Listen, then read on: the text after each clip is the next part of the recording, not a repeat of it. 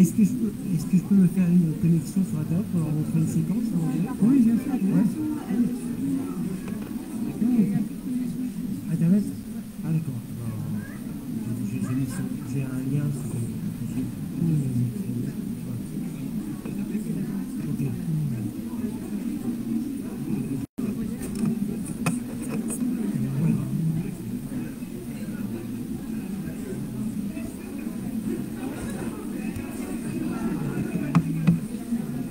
Faut que je le mette à un endroit particulier, c'est pas... Vous avez réussi à vous connecter, c'est bon? D'accord. Ok, je peux même m'asseoir alors. D'accord. Ok, ok. Il n'y a rien qui arrive.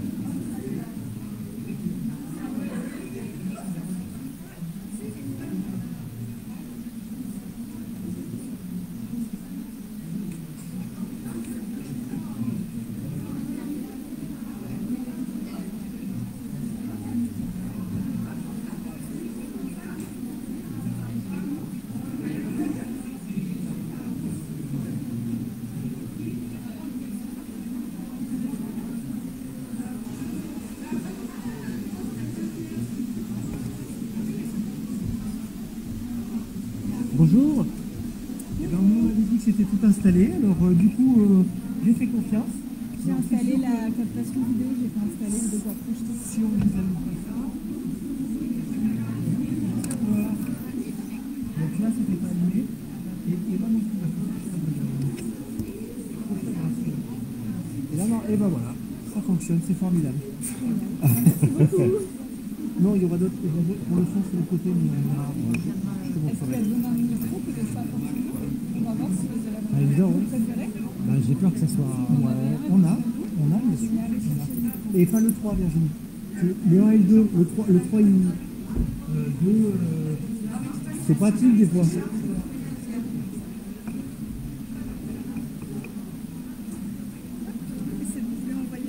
Super, merci. Alors désolé, on n'a entendu, moi on m'a dit tout est installé. Non, j'ai installé la captation vidéo ouais, tout à l'heure, pas du tout la projection. J'ai tout mon temps. Pas tout, mais parti.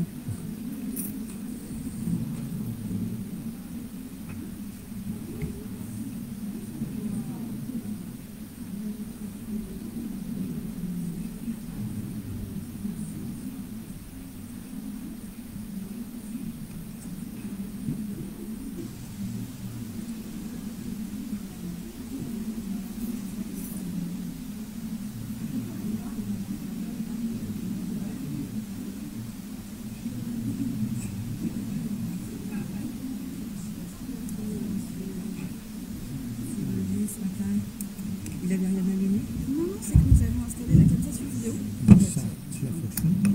Alors, Les deux fonctionnent. super. Alors des fois il y a un peu des larcènes. J'espère que ça l'autre jour il y a quelques petits soucis de larcène. Bon, et ben c'est parti alors. Ok.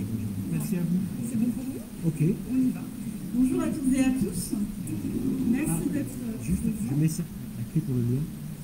Juste ici, je pense qu'il faut mettre la clé. Je pense. Ouais, merci.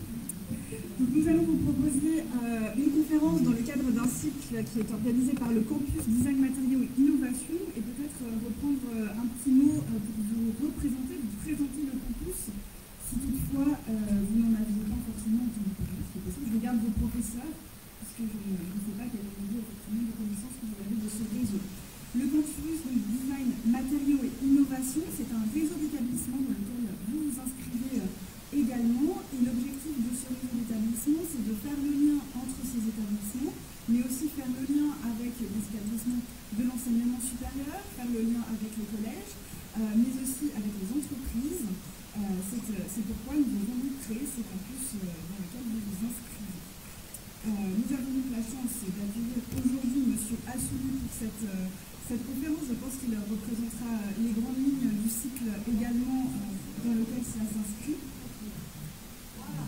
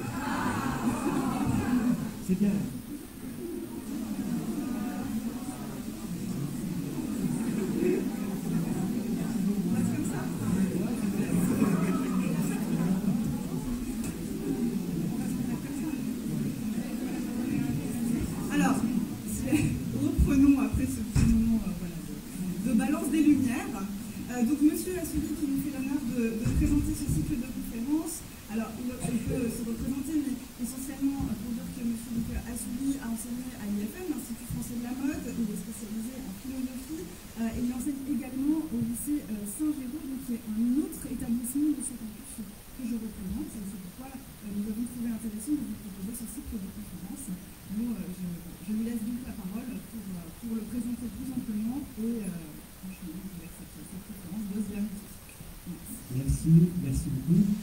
Bonjour à toutes et tous. Je suis vraiment ravi d'être là cet après-midi, surtout qu'il peut cruellement dehors. C'est une bonne raison d'être à l'abri de pouvoir parler de toutes d'un certain nombre de questions qui, évidemment, j'espère vous faire écho à un certain nombre de choses que vous avez déjà sans doute vues à travers vos parcours et évidemment vos enseignements. J'ajoute simplement un mot, c'est que j'ai un statut un peu particulier, puisque je le rang entre guillemets, même s'il n'est pas toujours formalisé, d'enseignant-chercheur, et je travaille essentiellement sur des questions, ça vous l'a dit, qui proviennent d'une discipline qui est la philosophie, mais dans laquelle, après avoir fait ma thèse, j'ai fait une habilitation agrégée de recherche à l'université, dans le domaine esthétique et en appliquant ça essentiellement aux métiers qui sont les vôtres, puisque j'ai travaillé longtemps à l'Institut français de la langue comme directeur de la recherche, et également à tout ce qui concerne le design, mais j'ai aussi travaillé sur des questions alimentaires. Ne vous inquiétez pas, on ne parlera pas des questions alimentaires, ce n'est pas exactement l'objet de mes travaux aujourd'hui. Alors effectivement, ce cycle de conférences, il a débuté au mois de mai dernier, avec une première conférence qui avait eu lieu à Moulins-sur-Allier, au lycée à Yzeure, plus précisément. Et cette première conférence, alors d'une certaine manière, elles sont un peu toutes liées les unes aux autres. Elle visait à montrer, à déconstruire une opposition que vous connaissez, qu'on pratique tous, qui est l'opposition entre théorie et pratique. En général, on va le revoir, je pense, en partie aujourd'hui. On a tendance à imaginer, à concevoir que d'un côté, il y aurait de la théorie, avec des théoriciens, des intellectuels, dont j'en sais faire partie, et puis de l'autre, des praticiens qui exercent des activités dites techniques, pratiques, manuelles, et que ces deux pans, ces deux mondes seraient parfois, voire souvent, en conflit, à tel point d'ailleurs, vous le savez, qu'on tend dans la présentation qu'on fait du métier, à dévaloriser, souvent à disqualifier les métiers dits manuels par opposition aux métiers dits intellectuels. Vous voyez, ça serait l'opposition entre l'ingénieur et le technicien. Bon. Alors, on va évidemment, c'est un certain nombre de choses qui m'intéressent particulièrement et qui doivent évidemment vous intéresser parce que ça pose la question du statut de ce que vous allez un jour devoir faire à travers une activité professionnelle qui précisément est censée se placer dans la catégorie plutôt des activités dites manuels, si jamais vous étiez amené à devenir fashion designer, ou des métiers directement pris avec le matériau textile. Voilà. Donc ça, c'est un peu le cadre, on va dire, de ces conférences. Et celle de notre conférence aujourd'hui, en tout cas ce qui m'amène à prendre la parole, concerne la question, une question assez large. Évidemment, on ne va pas traiter dans sa totalité, la question du rang des métiers dits d'art. Bon, vous savez qu'il y a l'Institut des métiers d'art qui, si vous allez sur le site sur Internet, recense près de 281 métiers d'art. Tous ces métiers d'art ne font pas l'objet d'enseignements spécifiques. Mais pour une partie d'entre eux, ils sont enseignés, soit évidemment à travers les formations de l'éducation nationale auxquelles vous êtes aujourd'hui vous rattachés, avec des spécialisations qui pourraient concerner la verrerie, le textile, la marqueterie, etc., etc. Évidemment, il y aura des questions de faire la liste de ces 280 métiers, mais c'est assez intéressant, évidemment, d'aller voir, au fond, ce qui peut s'y présenter. Et en règle générale, ces métiers d'art sont, je vous le disais rapidement à l'introduction, rattachés à des activités, à une catégorie de métiers qui sont des métiers techniques, manuels, mais qui ont une particularité, aujourd'hui en tout cas, c'est que ces métiers sont dits artisanaux. Alors, quand on dit artisanal, ça, aujourd'hui, j'imagine, pour vous, pour moi et pour un grand nombre de gens, une connotation plutôt positive. Pour la bonne raison qu'on oppose, souvent à raison, le métier tel des techniques artisanales à des techniques non artisanales, et parmi ces techniques non artisanales, essentiellement, il s'agit de techniques de type industriel. Et par contraste, vous dites qu'il vaut mieux faire un métier artisanal qu'un métier de pure exécution. Alors on va voir pourquoi, si c'est le cas, qui serait un métier lié directement à l'industrie, industrie dont en général l'emblème ou l'instrument est la machine. Et en réalité, ces oppositions, elles sont beaucoup plus complexes que ça, parce que dans les métiers artisanaux, évidemment, on mobilise des outils, mais il arrive extrêmement fréquemment qu'on mobilise également des machines. Et pour autant, on qualifie encore le métier d'artisanat. Donc on va essayer évidemment de tirer tout ça en clair, mais l'objet de cette discussion aujourd'hui, c'est quand même d'arriver à comprendre, et c'est pour ça que je l'ai appelé renversement des valeurs, comment on est passé d'un schéma, historiquement, où les métiers techniques, artisanaux, étaient dévalorisés, totalement dévalorisés, contrairement à ce qu'on pourrait croire, à un schéma actuel dans lequel il y a une valorisation des métiers artisanaux. C'est un peu ça le fil conducteur de cette conférence. Vous pourriez imaginer qu'on a toujours valorisé les métiers artisanaux comme on le fait à peu près aujourd'hui. Et je vais vous passer une petite séquence où vous allez voir évidemment comment ça se décline. En réalité, ce n'est pas du tout le cas. On peut dire que la valorisation des métiers artisanaux, elle est extrêmement récente. Elle est essentiellement due à l'émergence d'un phénomène au XIXe siècle qui va s'appeler industrie. Et à partir du moment où l'industrie va mettre en œuvre des moyens pour produire des objets en série à l'aide de machines, ça va donner d'une certaine manière un coup d'éclat ou un coup de projecteur sur des métiers artisanaux qui, avant l'émergence de l'industrie, étaient, on va le voir, pour différentes raisons, dévalorisés.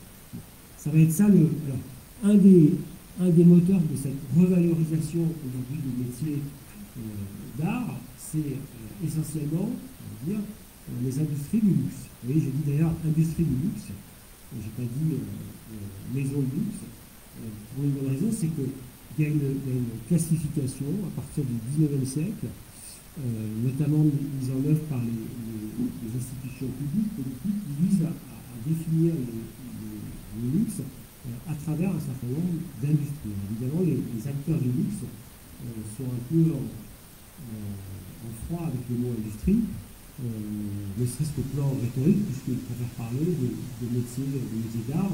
Ils ont un discours assez élaboré, même s'il présente quelques limites, autour de cette question des métiers d'art.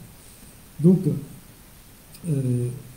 je vous propose dans un premier temps d'essayer de comprendre, de voir, alors de voir comment, au fond, pour quelles raisons historiquement on a dévalorisé les métiers d'art. Bon. Alors plutôt que de partir uniquement d'un point de vue historique, on va plutôt faire un saut dans le temps et se retrouver. Alors j'ai un lien, j'espère qu'il marche, ça a l'air. Je vais vous montrer une petite séquence qui met en avant le travail d'un plumassier qui exerce à Paris, et vous allez voir d'une certaine manière, vous allez saisir simplement la tonalité de la séquence et ce qu'il en sort, c'est-à-dire essentiellement que c'est un métier digne, une activité louable, désirable, etc. Il y a à peu près tout le... On va voir si ça marche. Je pense qu'on va avoir le droit quand même.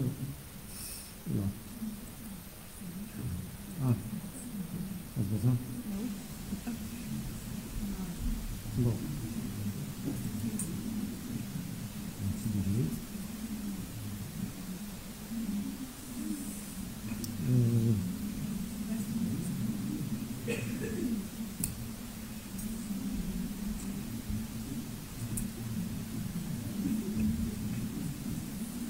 Bon, si jamais ça devait ne pas marcher, je vais quand même résumer la petite séquence. Donc, on voit un plumassier célèbre sur la place parisienne, qui travaille essentiellement, vous pouvez l'imaginer, pour des grandes maisons de luxe, parmi les plus grandes, et qui donc raconte un peu son métier. Ça il n'y a pas grand-chose. Bon, écoutez, ce que je fais, c'est que j'enverrai s'il y a une façon j'enverrai la séquence, et puis vous la verrez après, comme ça vous pourrez voir si ce que j'ai dit correspond à peu près à la réalité de cette séquence. Donc je vais jusqu'au bout, je résume. Donc ce plumassier va simplement présenter son métier et puis faire montrer d'ailleurs à quel point ce métier d'art est dépendant de l'industrie du luxe, et expliquer une chose assez intéressante dans la séquence, c'est qu'il dit qu'il est son activité d'une certaine manière très anonyme. Il est invisible.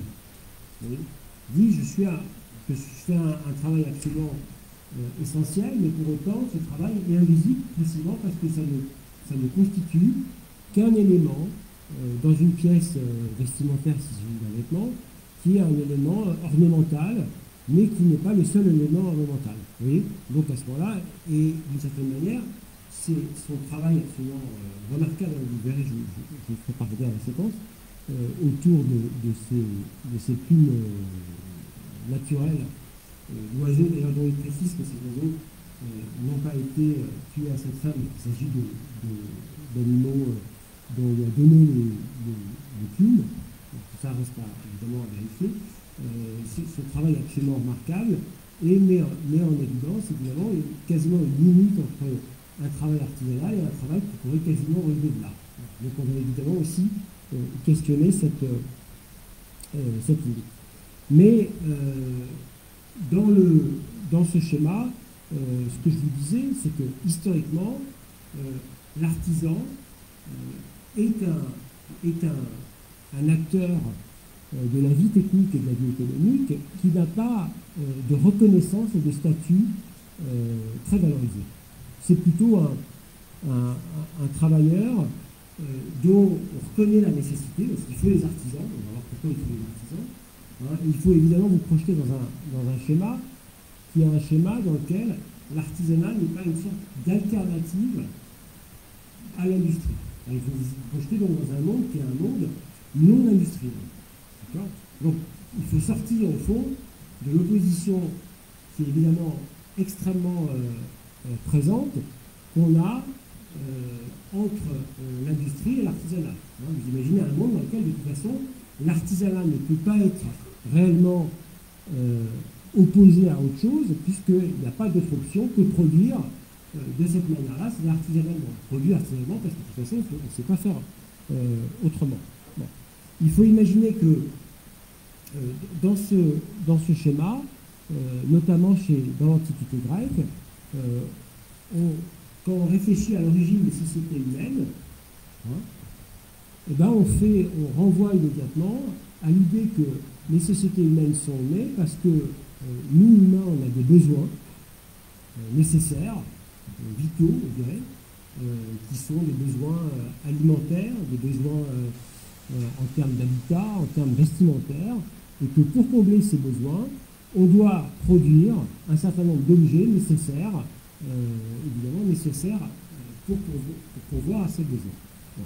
Et ce faisant, on est quasiment dans l'obligation d'associer ou de combiner nos travaux.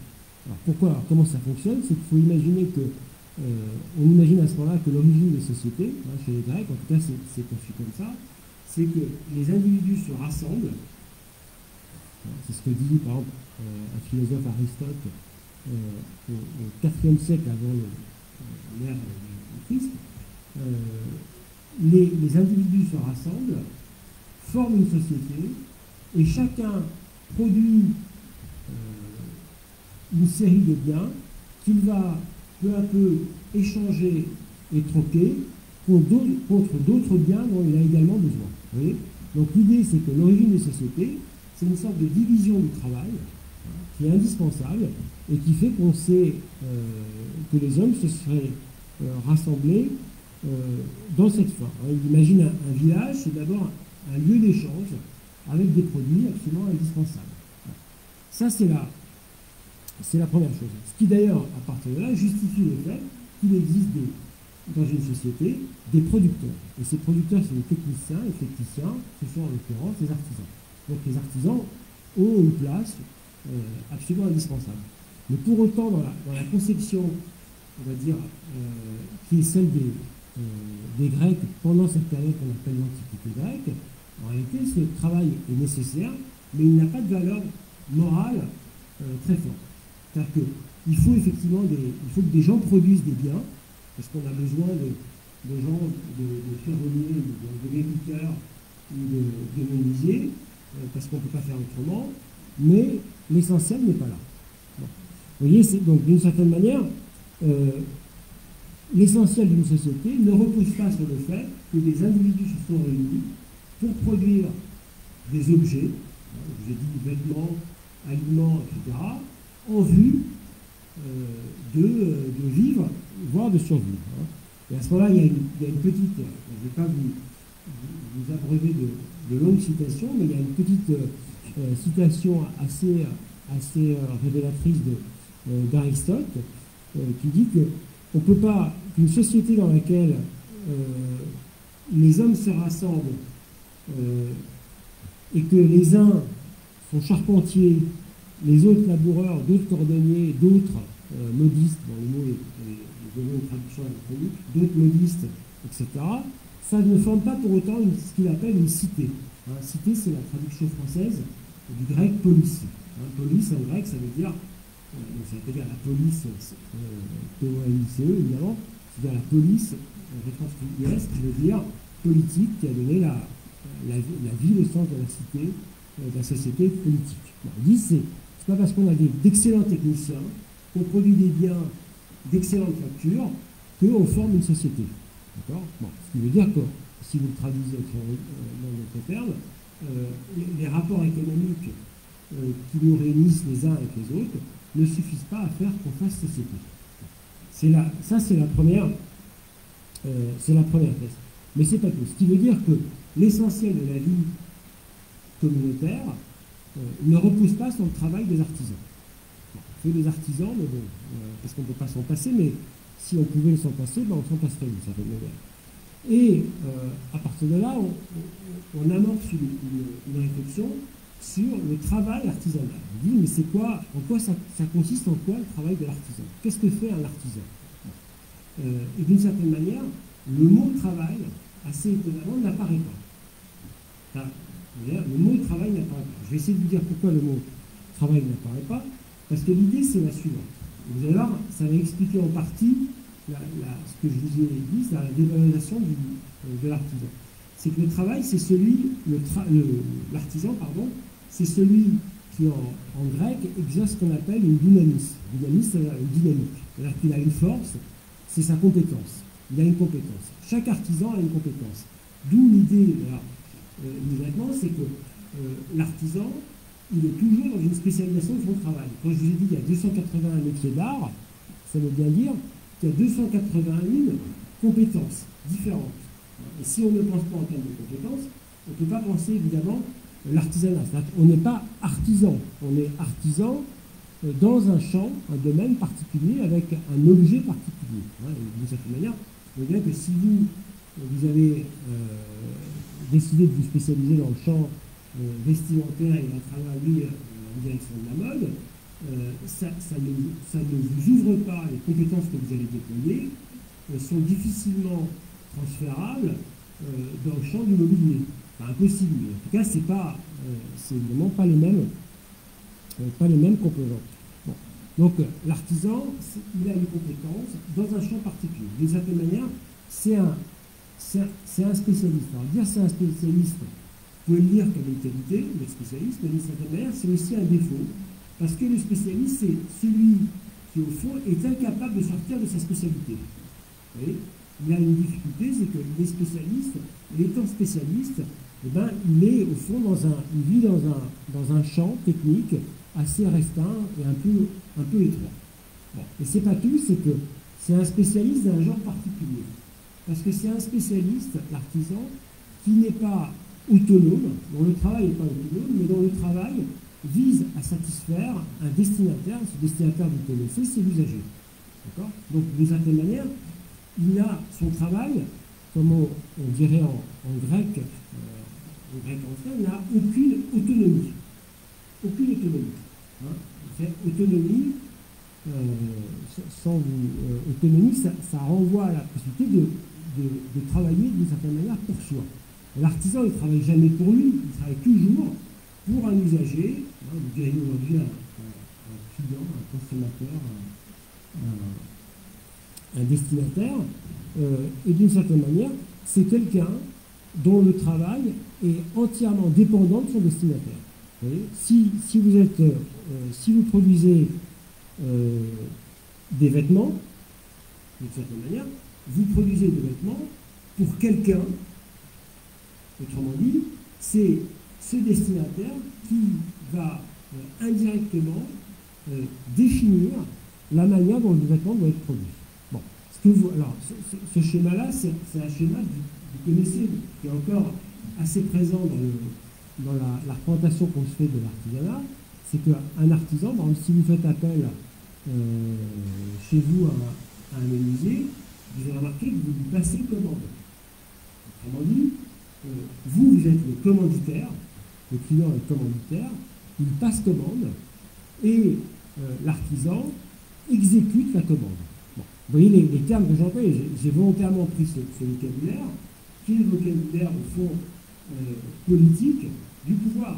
C'est-à-dire que celui qui détient d'une certaine manière le pouvoir dans ce schéma, c'est pas l'artisan en tant que tel, c'est le client ou le destinataire. Donc d'une certaine manière, l'artisan est ravalé au rang des simples exécutants.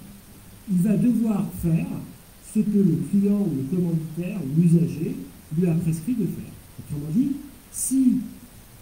même si c'est plus tout à fait l'actualité qui est apportée, si vous faites faire un costume, je ne sais pas, en tout cas un vêtement sur mesure, hein, vous allez, comme c'était le cas avant l'invention du prêt-à-porter, vous allez faire le choix d'une étoffe, d'accord? Donc le type d'étoffe, laine, absolute, etc. On va moderniser tout ça. Et vous allez également indiquer à l'artisan ce que vous voudriez qu'il fasse pour lui, pour vous. Vous voyez?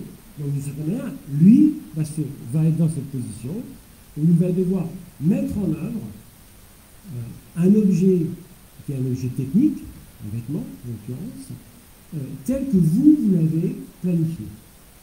Vous voyez? Donc ça, en réalité, si vous transposez ça dans un schéma contemporain de création, la marge de manœuvre en matière de création, et tous ces mots-là sont anachroniques dans l'Antiquité grecque. Création antiquité, ça veut surtout pas dire ce que ça pourrait vouloir dire aujourd'hui.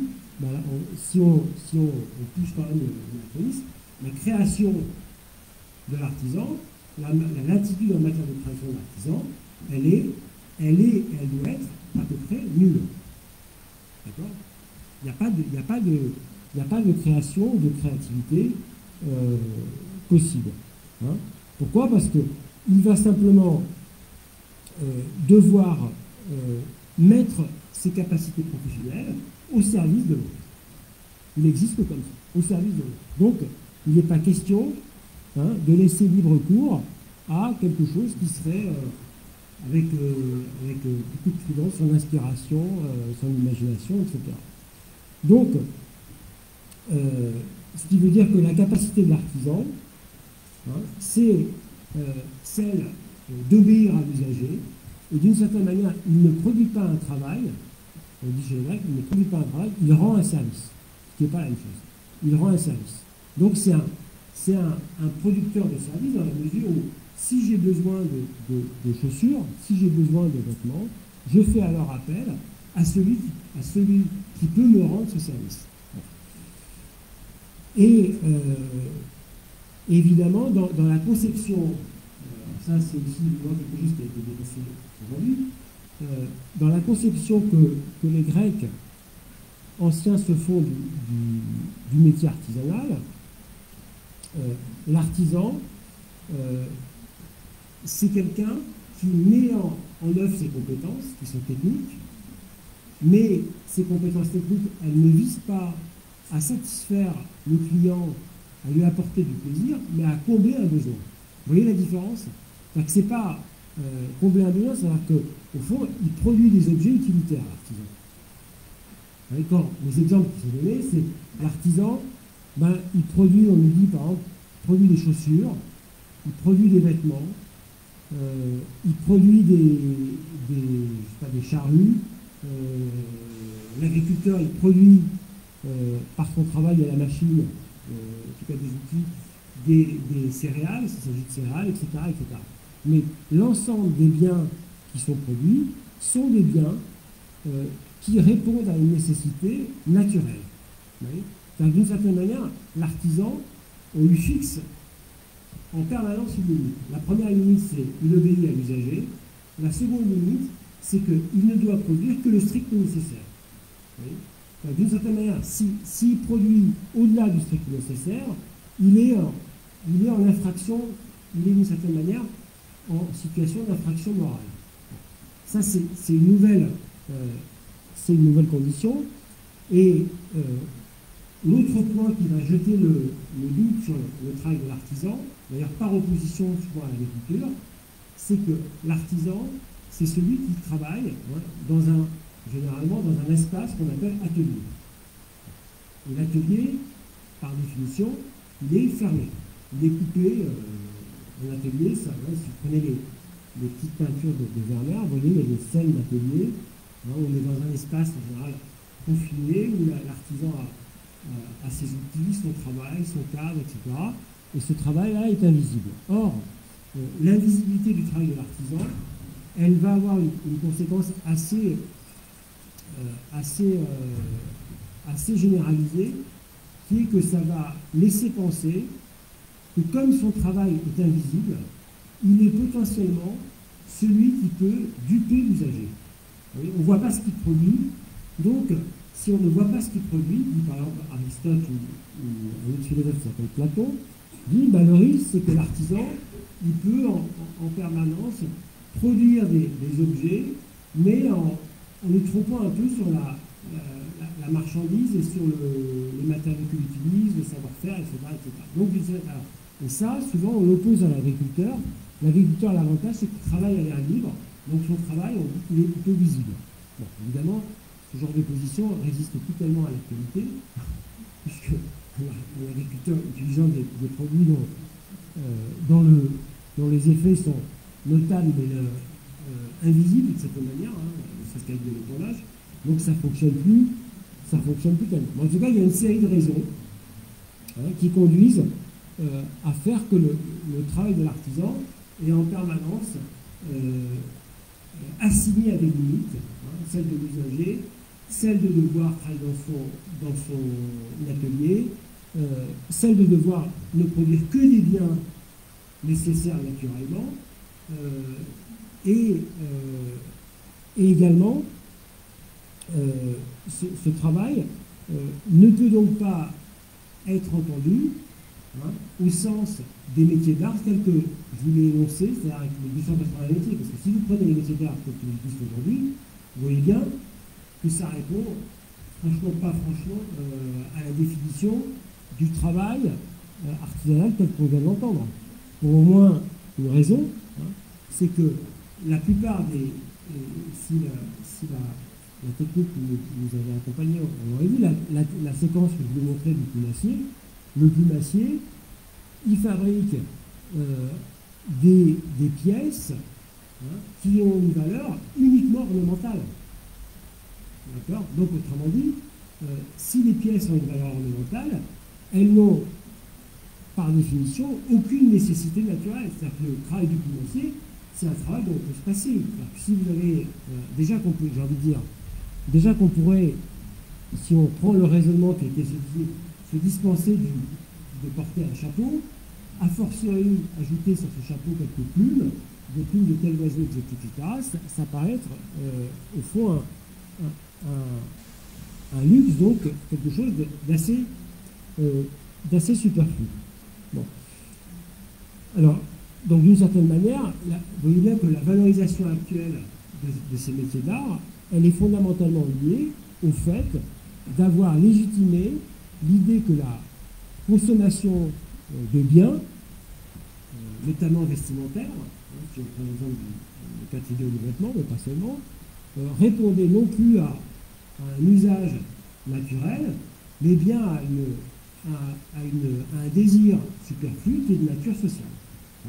Et à partir de là, vous pouvez imaginer évidemment tout un tas d'extravagances en matière de métiers d'art qui trouveront des débouchés. Mais dans la conception forcément assez morale des Grecs, il était évidemment impossible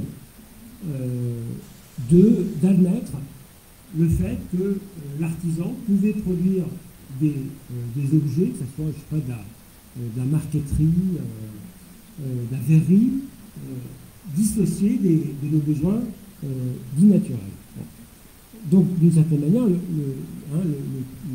climat, au fond, est évidemment plus le même du tout aujourd'hui. Vous voyez bien que si vous prenez une figure assez emblématique de la mode, en l'occurrence de la couture, à travers la Charles-Frédéric Worth, au milieu du XIXe siècle, son travail, hormis la production de pièces vestimentaires, ça va quand même consister, d'une certaine manière, à redéfinir complètement le rang qui est le sien, c'est-à-dire non plus à se présenter comme un exécutant, comme pouvait l'être, par exemple, je ne sais pas, Rose Bertin, la modiste de Marie-Antoinette, mais à se présenter, cette fois, pleinement comme un créateur. Alors, pleinement comme un créateur, ce qui impose quoi ?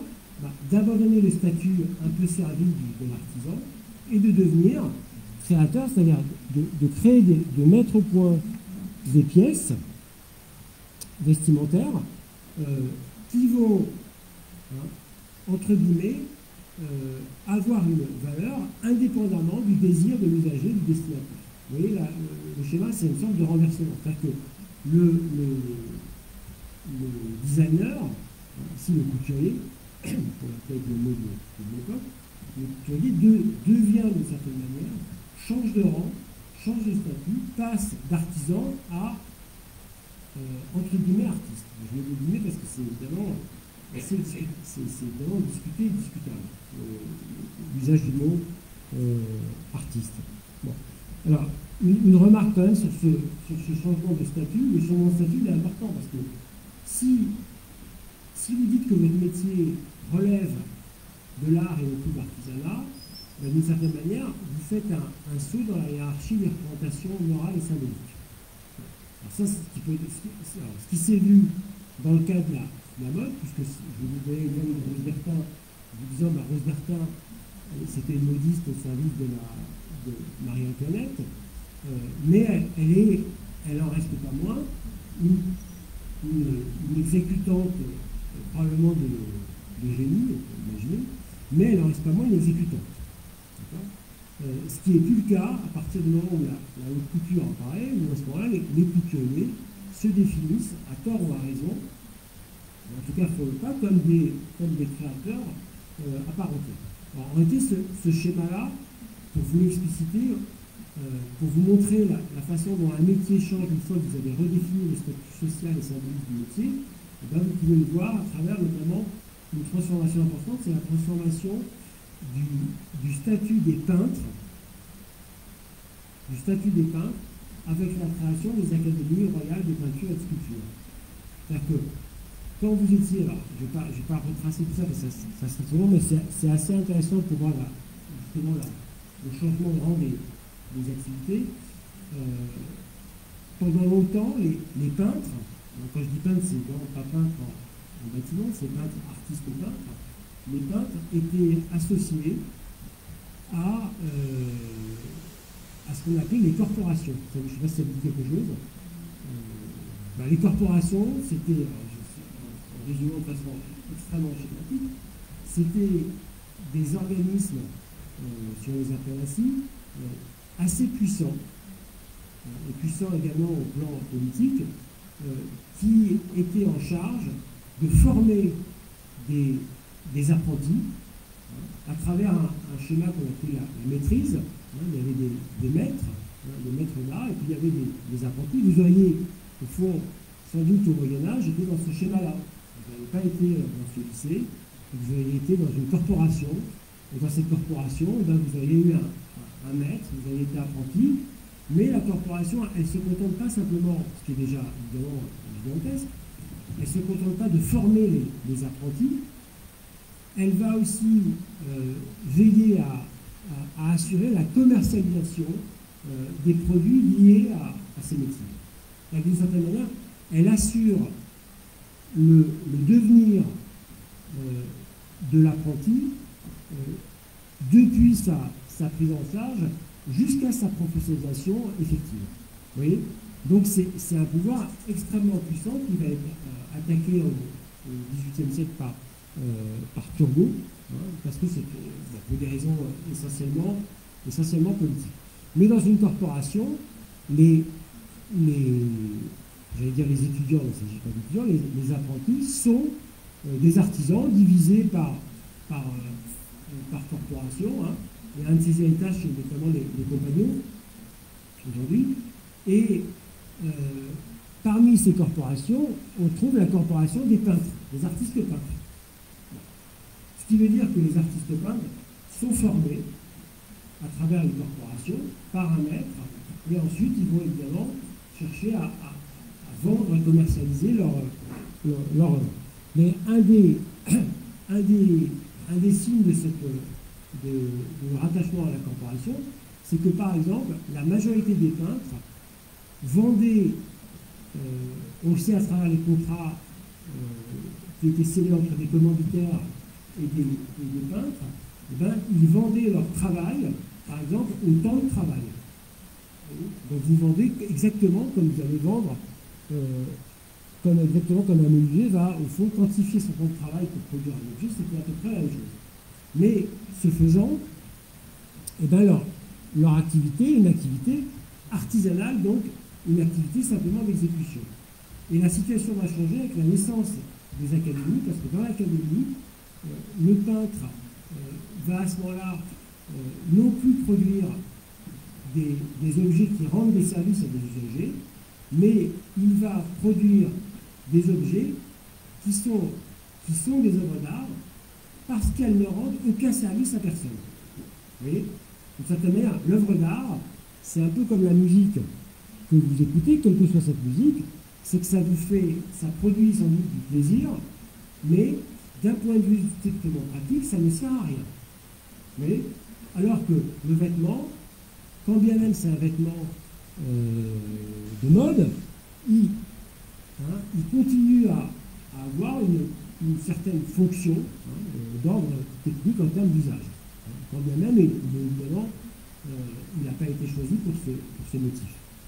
Vous voyez, donc les peintres vont connaître ce changement de statut, ils vont devenir, au fond, à un moment donné, non plus des artisans, mais ils vont s'ériger au rang d'artistes. Bon. Et lorsqu'ils s'érigent au rang d'artistes, eh ben ça va changer la donne de façon radicale, puisque leur travail ne sera plus quantifiable, il s'appréciera en termes de qualité. C'est-à-dire que, ce qui fait que vous achetez non pas, comme on pourrait le faire, 3 mètres de toile, avec, par exemple, si vous mettez du bleu outre-mer, il y a des contrats qui précisent le coût du pigment, le nombre de personnages, la longueur de la toile, le volume, etc. Puis vous établissez un contrat et l'artisan peintre exécuté. Une fois qu'il devient, à proprement parler, artiste, évidemment, le contrat n'est pas un contrat commercial ordinaire. Ça devient, dans certains cas, un contrat contrat tacite, et évidemment qui a un caractère extraordinaire, puisque on ne peut plus quantifier le travail comme on avait pu le faire auparavant. Vous voyez bien qu'une peinture, quand on vend un tableau de Seurat à New York à plus de 100 millions de dollars, vous imaginez bien que ce que vous avez acheté, ce n'est pas la quantité le temps de travail nécessaire par Seurat pour produire le tableau. Ce prix-là, c'est revenu à un certain temps. Donc il y a évidemment un surcroît de valeur qui n'a plus rien à voir avec la mesure du temps de travail. Bon. Voilà le schéma. Maintenant, en gros, on reste dans une opposition que vous connaissez peut-être entre les arts mécaniques et les arts libéraux. Vous voyez à peu près à quoi ça ressemble, cette opposition. Bon, art mécanique, traditionnellement, c'est le fait que l'activité artisanale est réputée mécanique parce qu'elle est répétitive. L'artisan, c'est quelqu'un qui produit un geste qu'il va répéter de manière identique, mais en réalité non identique, ou jamais complètement identique, chaque heure, chaque jour, durant toute son existence. Ce qui, évidemment, n'a pas contribué à améliorer le sort de l'artisan, puisqu'on considérait que l'activité artisanale était une activité assez rébarbative, parce que vous passez votre temps à faire à peu près le même geste. Vous voyez, donc ce qui évidemment a également dévalorisé ce travail. Alors évidemment, vous pourriez objecter vous pourriez dire que c'est faux, il y a beaucoup de théoriciens qui le démontrent, c'est faux parce qu'en réalité, il y a précisément dans le geste qui consiste à produire, à répéter, le fait d'introduire en permanence de la variation. C'est évidemment qu'il y a de la répétition, mais comme tout travail, le travail par essence est répétitif. Vous avez des enseignants ou médecins, pharmaciens, etc. Mais dans la répétition, il y a toujours la possibilité d'introduire une variation. Ce qui ne sera pas le cas du travail industriel, où à ce moment-là, la variation qui existait dans le travail artisanal va disparaître complètement. Dans le travail industriel, je vous rappelle une chose, c'est que les objets qui constituent une série sont cette fois non plus comparables, mais identiques. D'une certaine manière, aucun des objets n'est la copie de l'autre, c'est simplement les mêmes. Bon. à partir de là, on peut évidemment cette fois lister les motifs qui font que s'opère un renversement du travail, de la valeur du travail artisanal, qui a lieu, comme je vous l'ai annoncé dans l'introduction, à compter du moment où l'industrie apparaît. Il y a un grand nombre de textes qu'on ne peut pas, qu'il faudrait prendre le temps de lire, de commenter, écrits par toutes sortes d'auteurs, que ce soit des romanciers, des théoriciens, des ingénieurs, des philosophes et bien d'autres, à compter du milieu du XIXe siècle, donc après la Révolution industrielle, qui insistent sur le fait que, après les premiers espoirs nés de l'industrie, apparaissent des doutes, et dans l'argument qui est alors mis en évidence, on accuse l'industrie de précipiter la chute et la faillite de l'artisanat. Vous voyez ? C'est-à-dire qu'on commence à ce moment-là à imaginer, à voir l'artisanat, non pas comme artisanat, mais à travers les lunettes de l'industrie. C'est-à-dire qu'on regarde l'artisanat par rapport à l'objet industriel. D'une certaine manière, on commence à établir donc une comparaison d'un type d'objet qu'on appelle artisanal avec un autre type d'objet auquel on oppose, qui est l'objet dit industriel. Bon. Et dès lors qu'on établit cette comparaison, on va en réalité construire toute une série de représentations, notamment liées à l'opposition entre la machine et la main. La machine et la main. Le fait, on trouve, alors je ne vais vraiment pas le résumer, parce que c'est très long, il y a beaucoup de textes au XIXe siècle, évidemment, où on explique que le travail artisanal, à juste titre, est un travail qui n'est pas un travail parcellaire. Parcellaire, c'est le fait que, par exemple, si vous travaillez sur une chaîne de montage, dans une usine, vous avez déjà vu la chose, l'ouvrier ne produit qu'une opération, une seule opération nécessaire à la production d'un objet. Par exemple, une chaîne de montage automobile,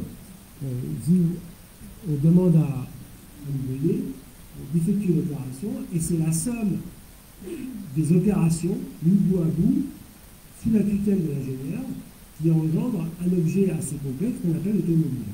Mais c'est-à-dire qu'on peut faire produire à des gens qui n'ont pas de compétences spécifiques, à la différence de l'artisanat, des objets étonnamment complexes, à condition de savoir agencer évidemment les différentes opérations.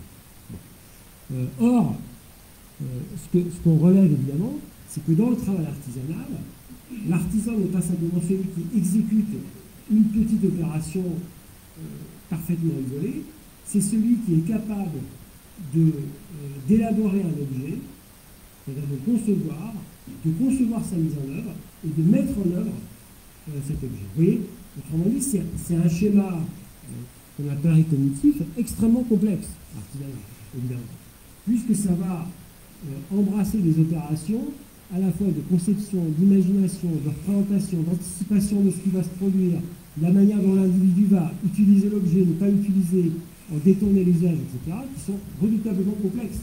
Or, l'artisan, il est bien obligé de prendre en charge tout ce schéma de représentation. Vous voyez la complexité. Mais si vous n'exécutez qu'une opération, petite opération sur un vêtement, par exemple, ici, vous êtes sur une chaîne, à ce moment-là, on ne vous demande pas, évidemment, d'être capable d'imaginer ce que va en faire l'usager, d'introduire de l'innovation, des choses comme ça. Vous vous contentez simplement de faire ce qui vous a été demandé. Ce qui veut bien dire que, dans ce que je vous dis de l'artisanat, c'est déjà une définition qui se démarque de la définition que je vous ai donnée au départ, chez les Grecs, qui est quand même assez schématique. Quand on regarde de plus près, évidemment que l'artisanat n'est pas ce simple... l'artisan n'est pas ce simple exécutant. Alors, je me suis... Alors, il y a plusieurs indice de valorisation de l'artisanat. Hein, je vous ai dit par contraste avec l'industrie. Au début de notre petite séance, j'ai insisté sur le fait que le luxe, et à l'heure actuelle, a joué un rôle important dans la valorisation de l'artisanat. Alors, pour des raisons qui demandent à être explicitées, alors pour une raison simple, c'est que un des moteurs, en tout cas moral, des industries du luxe, c'est quand même de mettre en évidence le fait qu'eux auraient une part d'activité de nature artisanale. Ce qui est vrai en partie, mais faux en grande partie. Alors, pourquoi vrai? Parce que c'est vrai que si vous prenez des grandes marques de luxe comme Chanel ou Hermès, Vuitton, il y a un certain nombre d'activités qui sont des activités qui relèvent de l'artisanat, généralement avec des métiers d'art qui sont des sous-traitants. Je vous donne l'exemple de ces plumassiers, j'ai parlé comme pas vu, mais c'est bien l'exemple d'un métier d'art qui va être associé à une maison de luxe, mais la dimension, on va dire, industrielle, elle ressort dans le fait que les schémas, un certain nombre de schémas sont opérés de manière totalement industrielle, notamment les techniques de distribution, commercialisation, promotion, etc., sont des schémas, eux, parfaitement classiques. Mais évidemment, l'idée des industries du luxe, c'est de réussir à produire de la différence, de la démarcation, de la distinction, en jouant sur la valeur, la plus-value de l'objet artisanal, hein, qui évidemment est une pièce unique, donc s'il est une pièce unique, il s'adresse à un client qui lui-même c'est unique, etc., etc. Mais ça, on va redévelopper ça. Mais je vous donne un exemple quand même assez intéressant. Il y a une image, malheureusement je ne peux pas vous la montrer, mais on vous la reverra. Il y a une image d'une publicité de Louis Vuitton dans la presse britannique qui a une dizaine d'années, où la marque Louis Vuitton, vous connaissez tous, et la marque Louis Vuitton montre une femme qui est censée être une ouvrière en train, je vous ferai parvenir l'image, pour ça ce ne sera pas une plus mal pour vous. Elle est en train d'assembler, elle porte des gants, elle assemble, lance d'un sac un sac avec un fil, avec un certain nombre d'outils qui nous montrent que, évidemment, le travail de fabrication est un travail qui a un caractère manuel, donc artisanal. Donc cette publicité, elle paraît dans des grands titres de presse anglais, au Royaume-Uni, il y a une dizaine d'années, et chose assez remarquable, cette image va faire l'objet d'une condamnation pour, en gros, le motif suivant, je résume, même si ce n'est pas la même chose dans le droit britannique, en gros, c'est considéré comme une publicité mensongère. Ça me paraît. Alors pourquoi? Parce que l'image que vous voyez, c'est très proche des images de ce peintre Werner, vous voyez, que vous connaissez sans doute à travers la laitière de Nestlé, vous voyez, cette image, vous voyez une jeune femme avec une grande cuillère en bois, en train de tourner du lait, de fabriquer un produit laitier, plutôt à base de lait. Bon. Quand vous achetez un yaourt de cette marque Nestlé, vous ne pensez pas, vous ne croyez pas sincèrement que ça a été fait comme c'est montré sur l'image. Vous ne dites pas que ça a été fait de façon artisanale, vous imaginez plutôt des grandes cuves en inox dans d'immenses usines pour faire ce yaourt. D'une certaine manière, ça veut dire que vous, dans votre position, vous avez suffisamment, on considère que le destinataire, le consommateur, a suffisamment de sens critique pour faire la part entre l'image à caractère artisanal, la laitière, et la réalité non artisanale, c'est-à-dire industrielle de la production de produits laitiers. D'accord? Ce qui n'est pas le cas dans la représentation qui a fait l'objet d'une condamnation de la part du droit anglais, parce que cette fois, on considère que le consommateur va être induit en erreur parce qu'il pensera sincèrement que le sac est entièrement fabriqué à la main. Vous voyez? Donc c'est ce qui justifie le... Alors, évidemment, cet exemple, il est assez remarquable parce qu'il met quand même en évidence le fait que la marque de luxe joue sur la dimension artisanale de ses produits. Mais elle va évidemment en permanence mettre en évidence cette dimension parce que cette dimension artisanale, elle a évidemment une résonance, un ensemble d'effets qui sont de nature commerciale, positivement commerciale.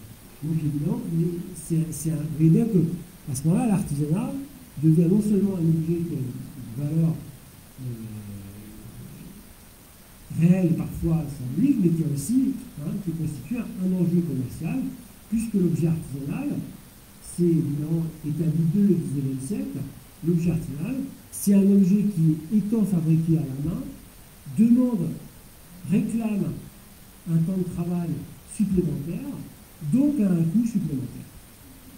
Donc évidemment, une fois que vous avez établi que l'objet était artisanal, vous allez devoir le vendre à un prix supérieur à un objet industriel.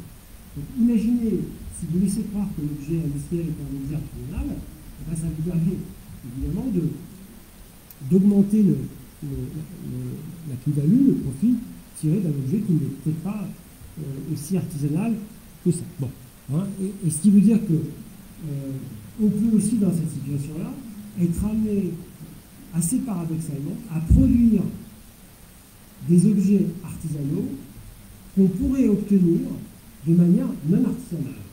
Vous voyez, le paradoxe, c'est que si par exemple on produit artisanalement certains objets qu'on produit par ailleurs industriellement, ça signifie bien qu'on a pris le parti de les produire artisanalement. Donc d'une certaine manière, c'est parce que la valeur artisanale constitue un gage, une garantie sur laquelle on peut jouer, évidemment qu'on continue à le faire. Bon.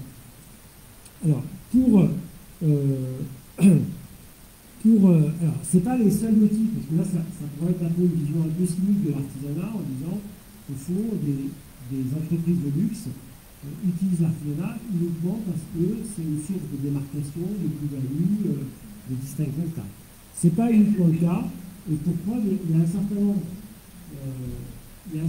de travaux qui apparaissent dès la fin du 19e, qui vont en gros perdurer jusqu'à nos jours, et qui vont insister sur l'objet artisanal, sur la valeur de l'objet artisanal, toujours par opposition d'ailleurs à l'objet industriel, en soulignant le fait que l'objet artisanal, c'est un objet qui a une capacité à établir un lien particulier entre celui qui le fabrique et celui qui va en faire l'usage. Vous voyez, donc c'est ce lien qui va être souligné. C'est ce que je ne peut-être pas c'est ce que je vous ai mis dans une petite citation là, qui je situe quand même l'auteur. L'auteur, c'est un philosophe américain, John Dewey, qui a beaucoup écrit sur des questions politiques, notamment sur la démocratie, mais qui a aussi fait une série de conférences dans les années 30 à Harvard autour de l'art. Et c'est un auteur assez décisif parce que c'est un des premiers à discuter, à contester l'opposition, en tout cas la différence, à défaut de l'opposition, qui est faite entre les arts, d'accord, au sens des beaux-arts, vous voyez, quand vous allez dans un musée, c'est un musée des fine arts, comme on dit en anglais, hein, les beaux-arts, dans les livres, voilà, vous voyez essentiellement des pièces qui appartiennent aux beaux-arts, le terme qui apparaît à la fin du XVIIIe siècle. Hein, donc d'un côté, il y aurait les beaux-arts, et de l'autre, il y aurait les arts appliqués. Et évidemment, les arts appliqués incluent, vous vous en doutez, vous savez, des pratiques techniques, notamment,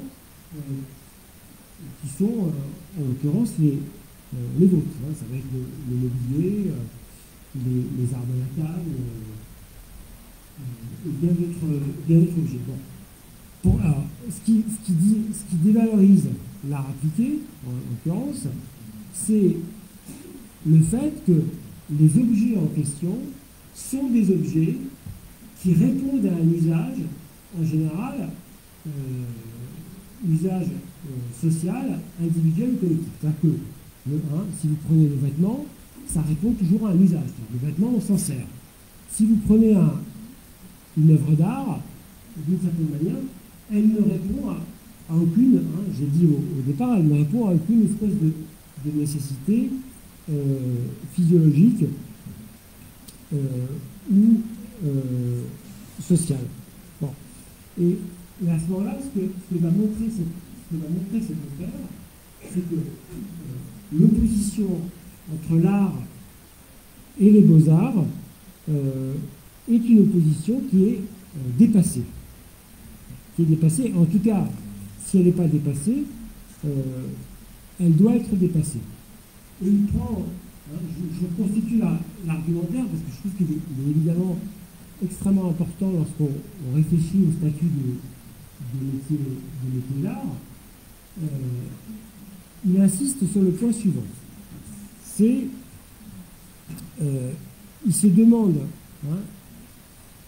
il comprend, comme on comprend, que lorsque vous allez dans un musée ou dans une galerie d'art, vous allez voir des œuvres, disons des peintures ou des sculptures ou d'autres types de créations, et vous êtes normalement destiné à éprouver face à ces œuvres du plaisir.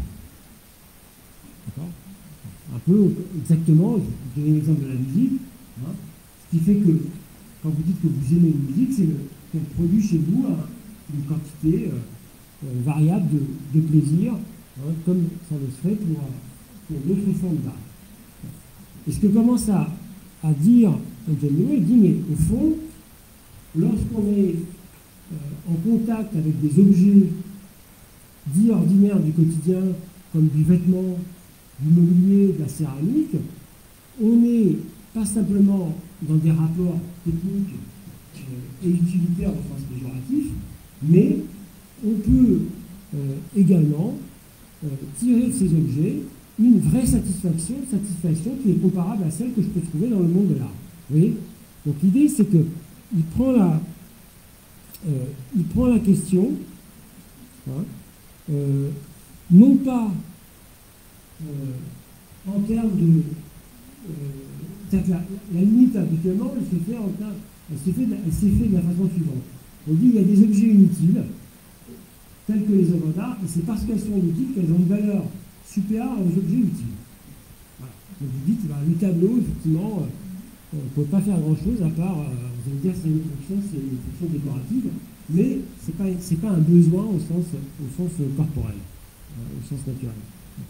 Mais ce que veut montrer cet auteur, il dit, mais au fond, la question de l'usage, le critère de l'usage, c'est un mauvais critère pour opérer la distinction. C'est un très mauvais critère, parce que le vrai critère,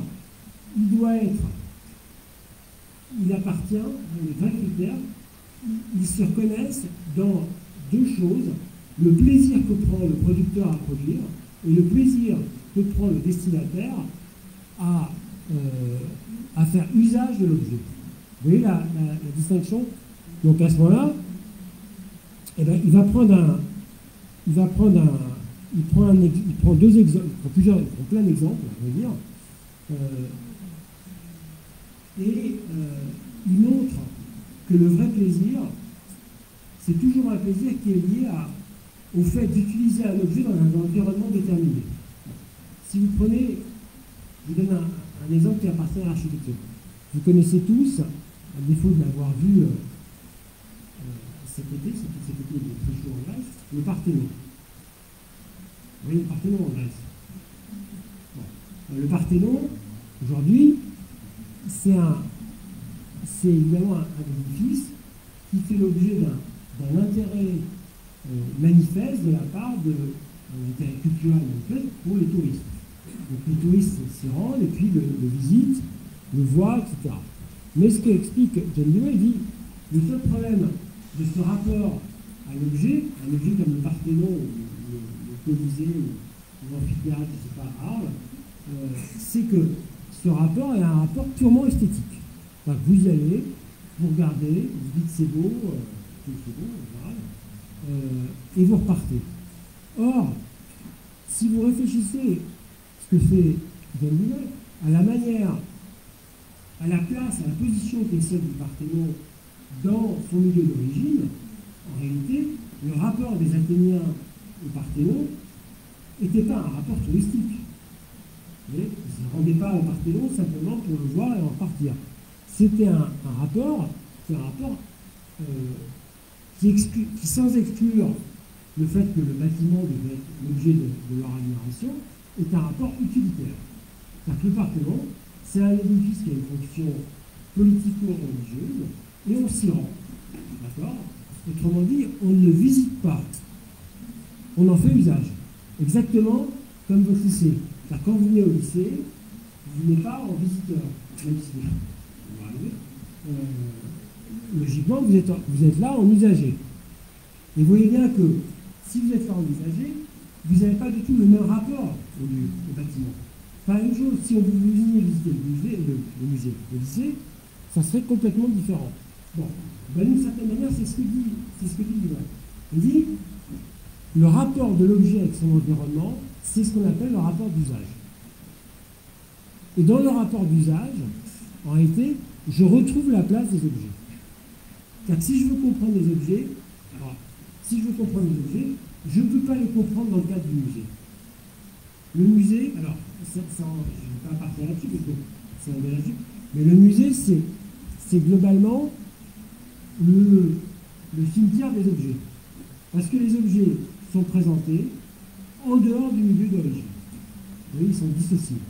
Donc, ils n'ont plus évidemment la même fonction.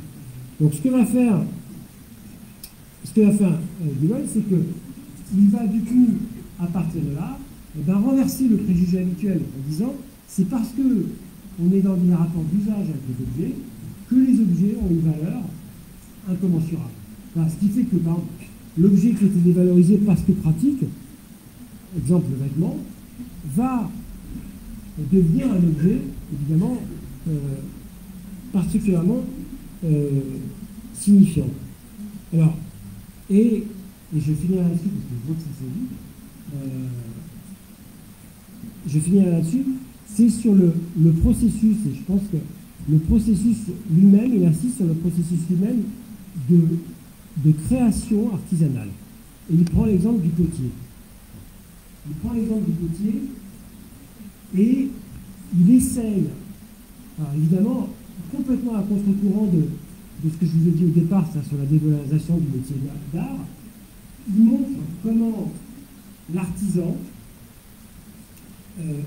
c'est celui qui va en permanence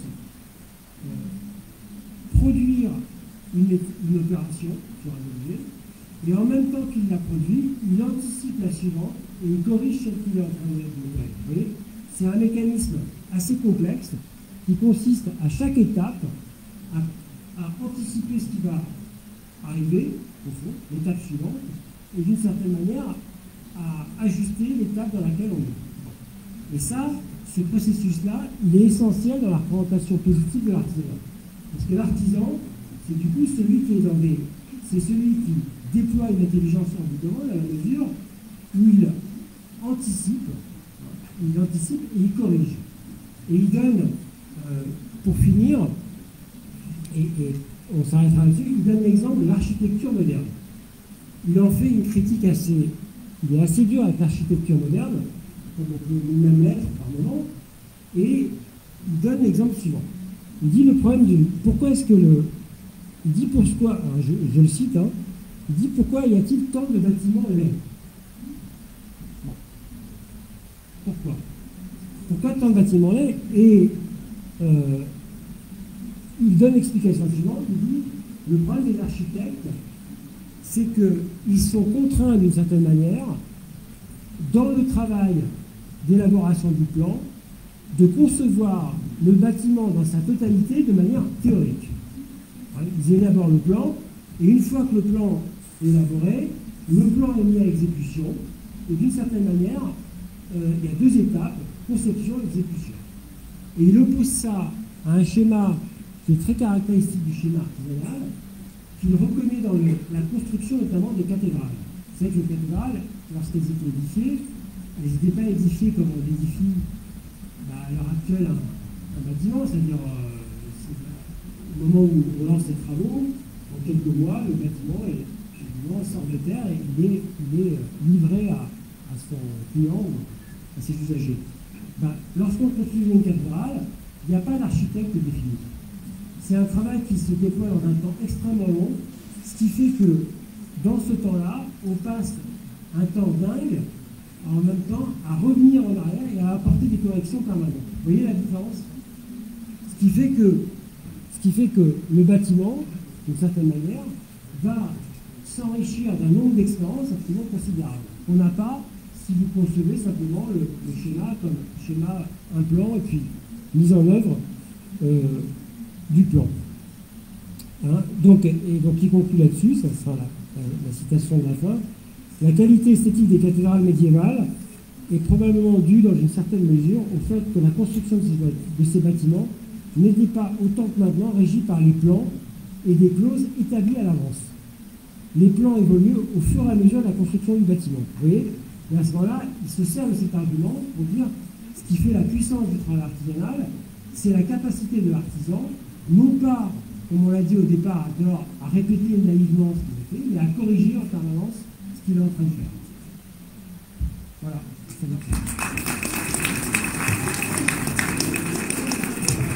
Alors, évidemment, vous partez, mais j'étais pas simplement venu délivrer la bonne parole, si bonne parole là. S'il y a des questions, et toutes les questions sont évidemment les bienvenues, que ce soit sur le. Je sais pas, vous pouvez être parfaitement en désaccord, je suis là pour.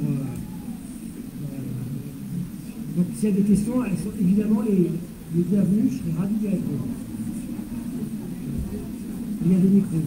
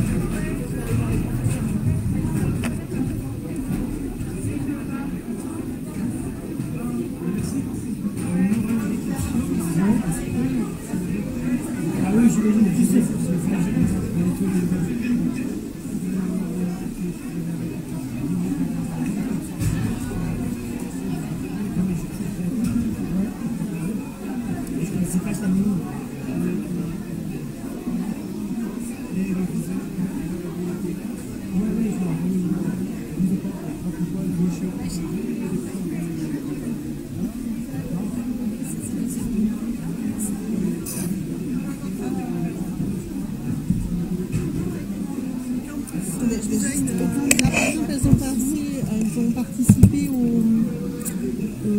on a été à Lyon, là, la Cité du Design, là, pour la remise des prix. Elles ont participé, les collègues de mode, là,